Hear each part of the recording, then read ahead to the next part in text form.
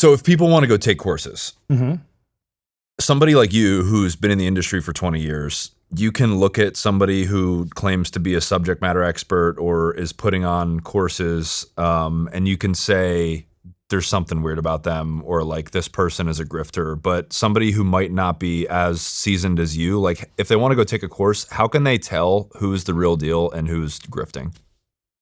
Well, that's a good question. So you want to have people who talk about stuff like very specifically, like what they do in the course, and you don't like typically I'd stay away from stuff that's really fluffy. Like what you need it may not be what I'm selling.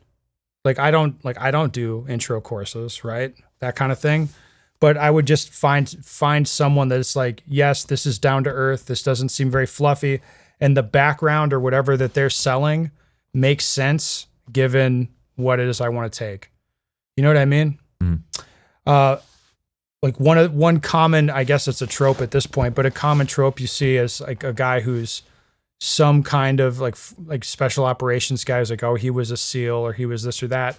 And then they're selling a course that's like, it's like, looks like sort of military training, you think, but it's like, it's not really clear what it is. Like that's the type of stuff to stay away from, right? Because you don't want to do a military course. Probably you want to do like actual like firearms training course. And like the more bullshit that people put in the courses about like tactics and team communicate or like civilian CQB stuff, it's just kind of like, this is getting into fantasy land.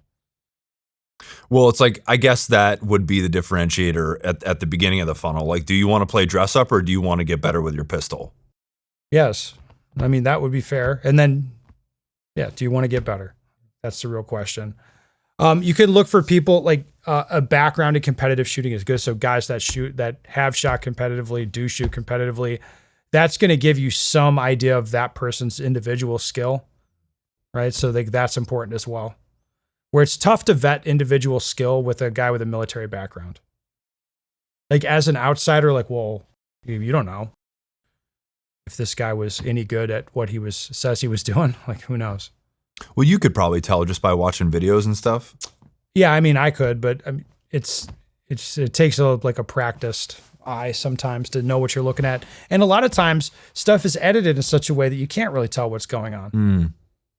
You know, like flashy edits and whatnot that's not a good sign, in my opinion. What about something like, are there trainers that don't do demos of drills on the range? There are. Like I would stay the hell away from those guys. I've heard about guys like guys in the same field as me, like that don't even travel with a gun. That is crazy to me. Well, so yeah, explain it. You explain it, what we're talking about, but like you say, this is the drill that we're doing, and you load your gun up and you shoot the drill to show people. Yeah. So like part of being like, as far as adult learning, what works very well is like I will show people, then I'll explain it. So we're going to do this thing. They see it. Like, okay. Then I verbally explain it. Right. Then I might show them some bad examples, show them some other things. Right. But they're watching and they're like, okay, yeah, I get it. There are guys that do not do that do not bring a gun and do not demo. And there's actually kind of an old school mentality around not doing that.